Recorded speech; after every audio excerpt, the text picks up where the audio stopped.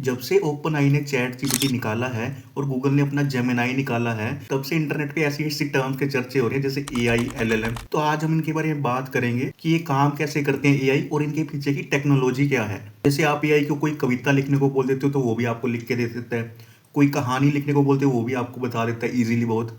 तो ये जितने भी एआई है इनके पीछे एक ही टेक्नोलॉजी काम करती है दोस्तों, वो है एलएलएम। तो आज हम इसके बारे में डिटेल में स्टडी करेंगे दोस्तों। आज हम बात करेंगे कि एलएलएम होता क्या है और एलएलएम काम कैसे करता है और इसके फायदे और नुकसान क्या है दोस्तों। आज की डेट में जितने भी एआई चल रहे हैं उनके पीछे एलएलएम काम करता है और एलएलएम की फुल फॉर्म है लार्ज लैंग्वेज मॉडल। एलएलएम एक कंप्यूटर मॉडल होता है जिसको स्पेसिफिक काम करने के लिए प्री ट्रेंड किया जाता है दोस्तों, जिसकी हेल्प से हम डिफरेंट डिफरेंट डेली लाइफ की प्रॉब्लम सॉल्व कर सकते हैं दोस्तों। ये जो एलएलएम है डिफरेंट सेक्टर्स के लिए भी बनाया जा सकता है। जैसे कोई एलएलएम हमारा फाइनेंस के सेक्टर से रिलेटेड बनाया जा सकता है, जो हमें बताया कि हमें कौन से शेयर में पैसा लगाना चाहिए। ये हेल्थ केयर से रिलेटेड भी एलएलएम बनाए जा सकते हैं, जो हेल्थ केयर से रिलेटेड प्रॉब्लम को सोल्व करने के काम आते हैं दोस्तों। तो ये डिफरेंट तरह के एलएलएम होते हैं। जैसे कि इसकी फुल फॉर्म ये है एलएलएम लार्ज लैंग्वेज मॉडल। तो लार्ज का मतलब है कि ये बहुत सारी लार्ज पैरामीटर्स के बेसिस पे काम करता है दोस्तों, यानी कि बहुत सारे डेटा और इन्फॉर्मेशन के बेसिस पे काम करता है दोस्तों। ये जो एलएलएम होता है, इस एलएलएम में बहुत सारी इन्फॉर्मेशन पहले फीड की जाती है दोस्तों और इस इन्फॉर्मेशन के बेसिस पे ये हमें रिप्लाई करता है दोस्तों। तो लैंग्वेज का मतलब एज सजेस्टेड है, तो ये लैंग्वेज से रिलेटेड इश्यूज को सॉल्व करता है। हम अपनी ह्यूमन रीडेबल लैंग्वेज में इससे कुछ पूछते हैं, ये हमें रिप्लाई कर देता है। और मॉडल का मतलब है दोस्तों कंप्यूटर मॉडल। बेसिकली ये एक सुपर कंप्यूटर प्रोग्राम है दोस्तों, इसको डिफरेंट डिफरेंट इश्यूज सॉल्व करने के लिए बनाया जाता है। तो अब इसके पीछे की वर्किंग के बारे में बात करेंगे दोस्तों, कि जितने भी तरह के एलएलएम होते हैं इनके पीछे की टेक्नोलॉजी क्या होती है दोस्तों।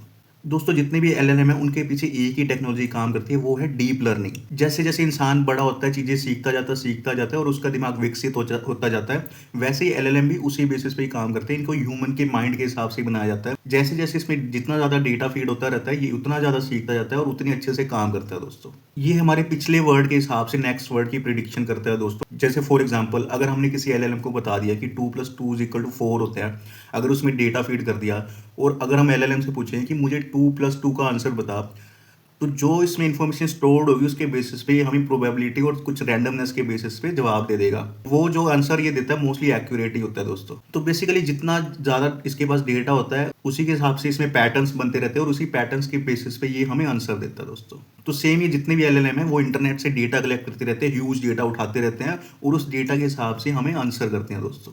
तो अब इन एलएलएम का फ़ायदा क्या है दोस्तों, अगर हम इनके फ़ायदे की बात करें, इनका फ़ायदा ये है कि ये जो है बड़े डेटा सेट, अगर हम इनको बड़ा डेटा सेट देंगे तो वो इन डेटा सेट का यूज़ करके हमें जो डिज़ायर्ड रिजल्ट देता है दोस्तों। फॉर एग्जांपल, हमें किसी ऑफिस की 5 साल की रिपोर्ट चाहिए पिछले, तो हम अगर इसमें एलएलएम में 5 साल का डेटा डालेंगे तो ये हमें एक रिपोर्ट जनरेट करके दे देगा, यानी कि कुछ पर्पज़ अगर हमें इससे सोल्व करवाना है तो वो पर्पज़ सोल्व कर देगा दोस्तों।